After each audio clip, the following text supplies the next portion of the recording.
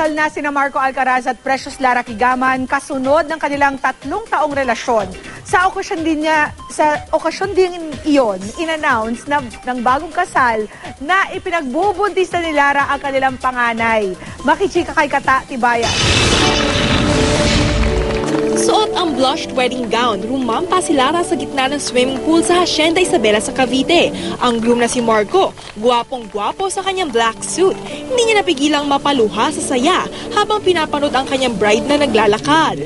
Best man si Luis Alandi, kasama rin sa wedding entourage sina Albert Martinez, Alfred Vargas, Gerard Anderson, Ma Salvador, Carlin Aguilar, Valerie Concepcion at ang manager ni Marco na si Noel Ferrer.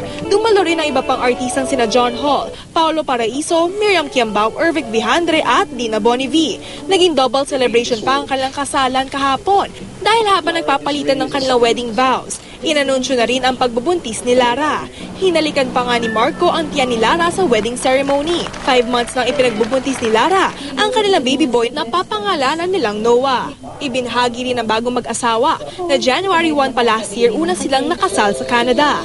Itinuturing daw din ni Marco at Lara na early Christmas gift ang kanilang baby boy dahil sa Nobyembre ang inaasahan nilang panganak ni Lara. We're really blessed na lahat ng tao na ang mahal namin sa buhay nandito. So, at least na-witness nila yung pagmamahalan namin ni Lara. We want Noah, yung baby boy namin, to be part of our wedding. So, kaya namin siya in-announce.